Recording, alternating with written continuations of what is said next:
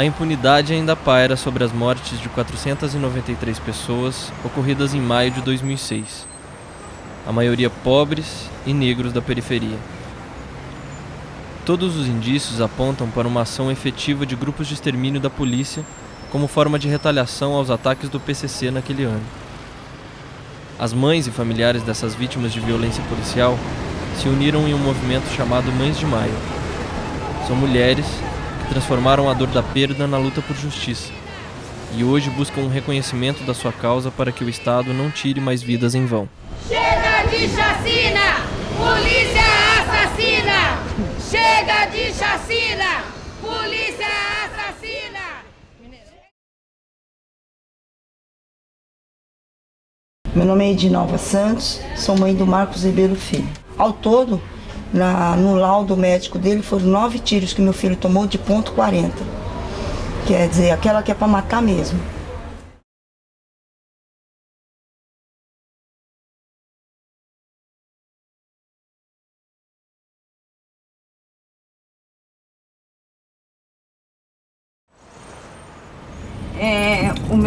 O meu filho morreu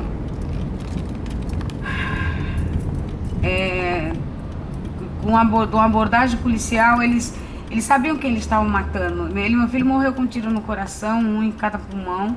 Ele teve morte instantânea.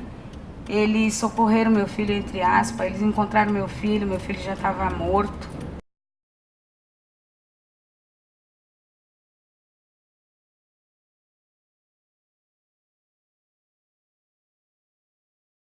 Dia 15 de maio de 2006. Ela ia ganhar a menina no dia 16.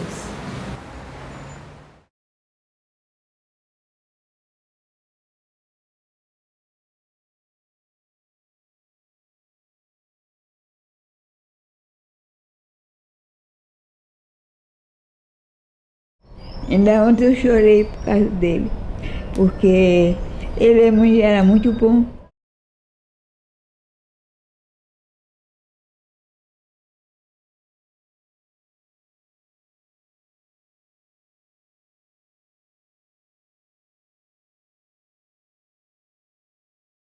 Eu vou morrer com isso, não tem como. Entendeu? Acho que nunca mais as festas vão ser como elas eram para mim. Os dias não são mais iguais.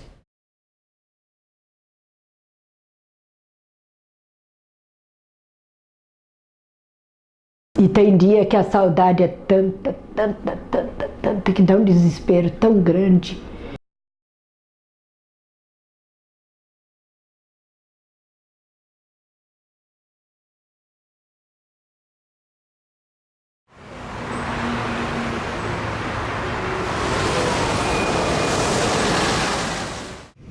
Houve em São Paulo um toque de recolher.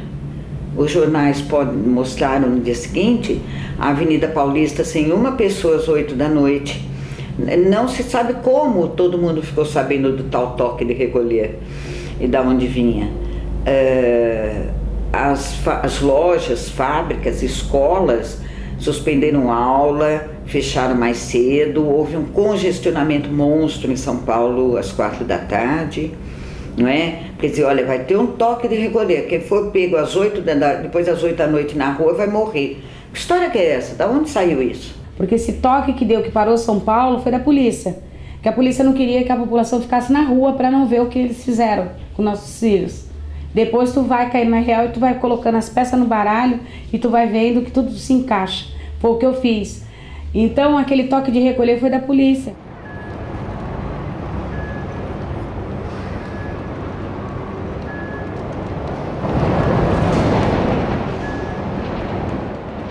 Começaram a ter umas mortes em Santos, aí a gente fica daquela expectativa, não sabe o que está acontecendo, né?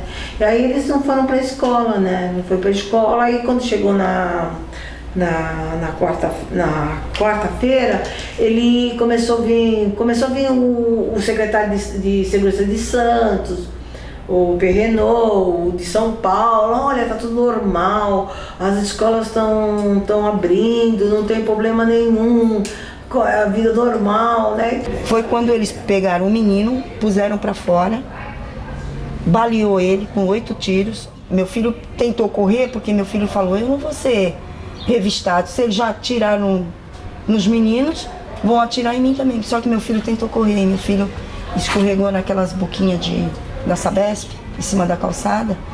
Conforme ele escorregou, ele tomou um tiro na perna. No tiro na perna, ele tentou se defender, ele pôs a mão, tomou um tiro na mão que transfixou a testa dele, tomou mais 2 tiros na cabeça, um tiro no pulmão, um tiro no coração. Sabe que o Matheus foi para a escola, chegou na escola e encontrou o Ricardo, que era um amigo dele, que estudava inclusive na mesma classe, e falou, vamos, aí falou, a professora, a diretora falou que não ia ter aula. Uns falam que ele estava do outro lado e o Ricardo, aí chegaram já no Ricardo, 2 motos com 2 encapuçados, cada uma. Parece que já tiraram no Ricardo, ele levou mais de 5 tiros, maioria na cabeça, nos olhos, inclusive. E a gente acha que a outra moto deve ter ido, acabou pegando o Matheus, porque na realidade tinha muita gente nessa hora. Aí vim aqui e chamei meu marido, falei, então não estão atirando. Aí ele ficou preocupado, porque eles tinham ido para a escola. Aí ele pegou e falou assim, aí eles estão na rua, né? Eu falei, não vai, porque não estão atirando. E eles devem estar em lugar seguro, né? Eles devem estar em lugar seguro, não se preocupa. Falou, mesmo assim ele não escutou, saiu correndo. Quando ele saiu correndo, que ele chegou, a 2 quadras, são 2 quadras pequenas, né? Já estava o Ricardo agonizando em frente à pizzaria. Aí ele foi, quando ele chegou lá, que ele virou a esquina, o Matheus já estava no chão, morto. Quando esse menino chegou aqui, eu estava deitada assim, mas não dormi. Foi um dia que eu não dormi, passei o dia em branco. Ele pegou, ele falou, ai mãe, vim buscar uma amoxicilina. Até então eu não sabia que a amoxicilina dele estava aqui. E não tinha local nenhum aberto, e ele disse que se tivesse local aberto, ele não tinha nem vindo aqui. Quando foi no dia seguinte, eu liguei o rádio polícia, sem conseguir dormir a noite toda, e o rádio falou que houve uma matança na nossa região, tinha 16 corpos no ML, e ele estava com a relação com o nome de todos e ia dar por etapa. Aí eu fiquei prestando atenção para ver se eu conhecia alguém, e o terceiro da lista era meu filho. Coisa mais insuportável de uma mulher e de uma mãe, ela saber de uma morte de um filho. Imagine tu escutar pelo rádio.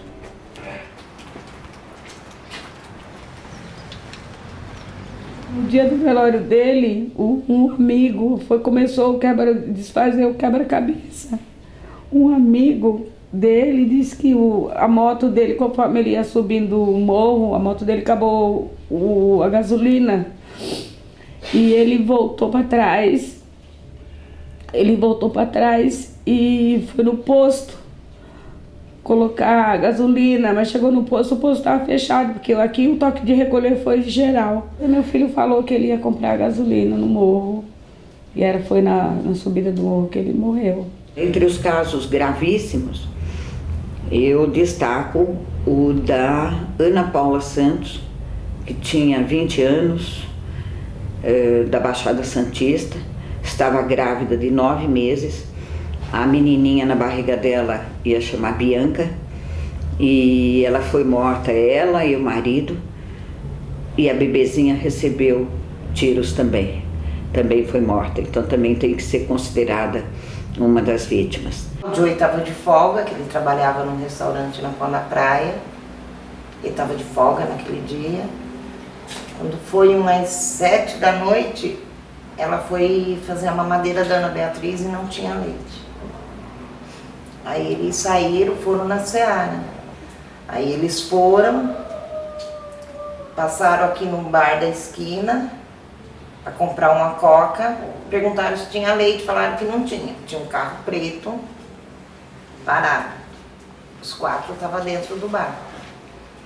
Saiu ela, o meu genro e mais um amigo deles. E o compadre deles, o rapaz que ia ser padrinho da Bianca. Aí eles saíram da porta do bar, os caras entraram no carro, os 4. Saíram atirando no Joey. Atiraram na perna dele, para ele não correr. Os outros correu, ela ficou com ele. Aí eles começaram a xingar, começaram a falar um monte, que não era para sair na rua. O cara tirou o revólver, colocou na cabeça dela e falou, simplesmente, ela estava grávida. E atirou.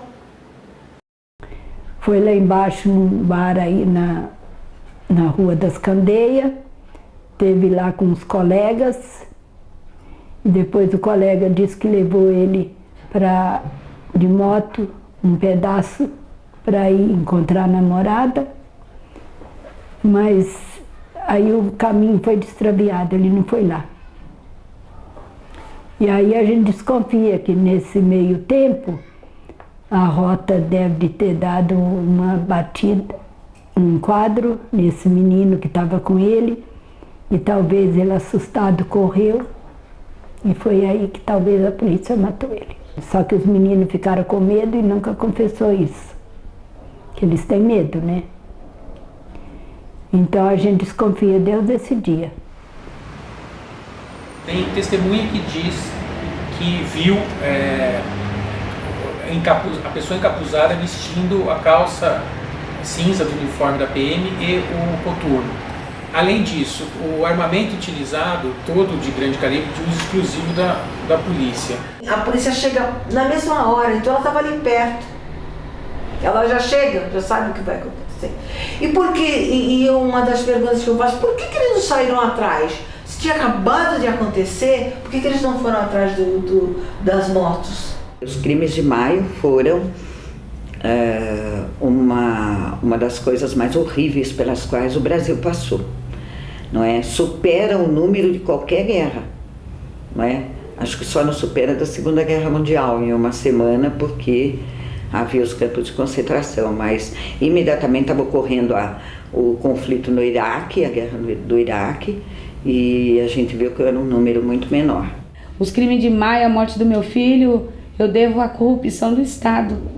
O Estado estava corrompendo e foi através de uma corrupção, porque a corrupção mata. Só mataram na periferia. A gente não viu um filhinho de papai morrer. Não porque a gente quer que eles morressem, não. Porque nenhum deles morreu. Que a polícia atacou a periferia. Por que atacou a periferia? Porque sabia que são pobres, são negros, que não têm acesso à justiça. E que não ia dar nada como não deu. Então aquilo que aconteceu em 15 de maio de 2006 foi orquestrado. Eu diria que o Estado ele não estava bem preparado para coibir esses ataques que, segundo a imprensa e o que foi divulgado, teria começado com o crime organizado dentro das cadeias do Estado de São Paulo, né?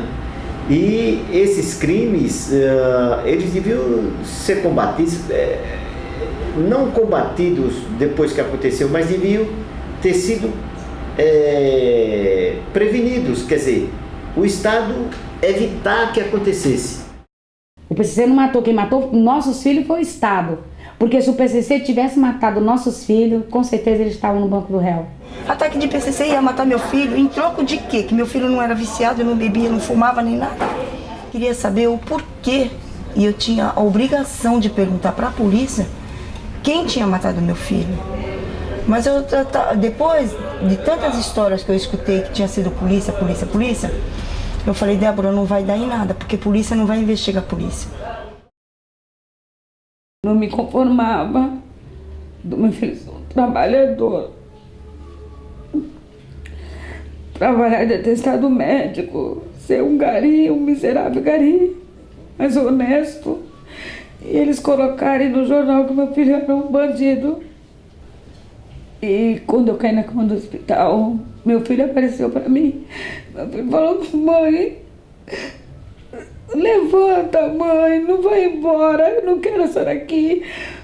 Luta, mãe, luta. E eu tô aqui até o dia de hoje, já bem doente. Eu sou uma pessoa doente, mas eu tento não transparecer. É uma luta muito grande. Porque de lá pra cá eu comecei a fazer as investigações. Então, a Débora me procurou, que também perdeu, né, o filho assassinado por policiais. Aí eu falei, não, mas eu tenho que saber o que aconteceu com meu filho. Já que a gente vai entrar nessa, de descobrir. Porque até então, a Débora e eu, a gente se uniu porque eu não tinha prestado depoimento ainda na delegacia o que tinha acontecido com meu filho. Até aí eu não sabia se era bandido, se era polícia que tinha matado meu filho. Até aí eu não sabia. Mas depois eu criei coragem junto com a Débora, né, que é outra corajosa, força guerreira. Eu falei, não, vamos passar por lá e vamos saber. Aí olhando os processos eu vi que não tinha o processo do Matheus. Um tinha o exame toxicológico do Ricardo, do meu filho não tinha. Tinha exame de balística, se não me engano, no do Matheus.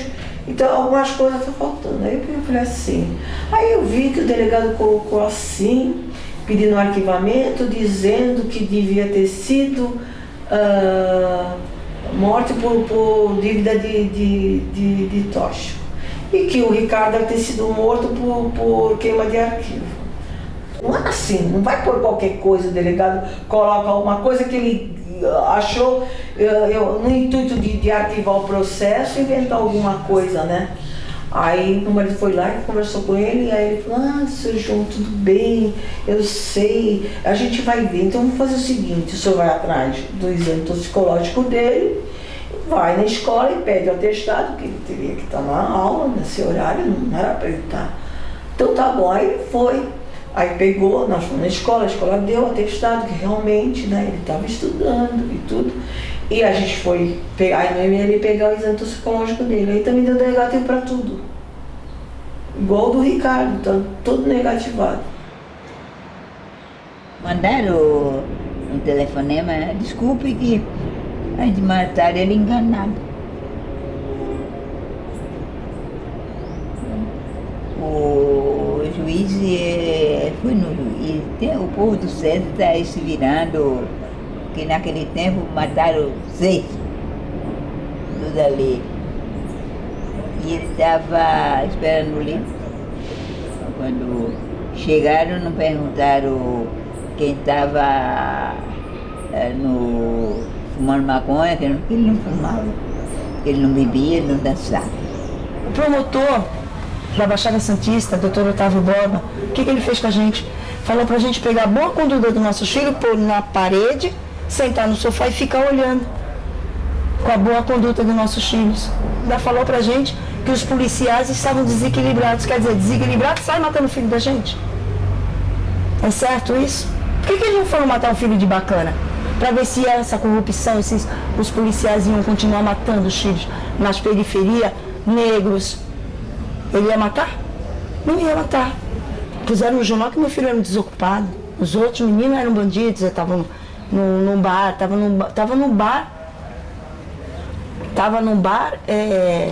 cujo o bar era supostamente um ponto de tráfico.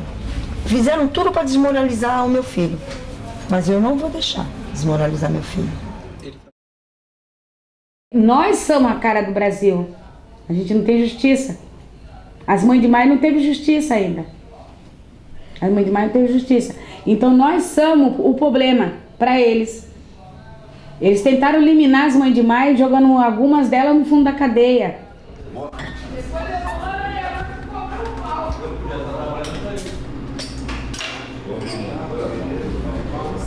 Quando foi dia 5 de agosto de 2009,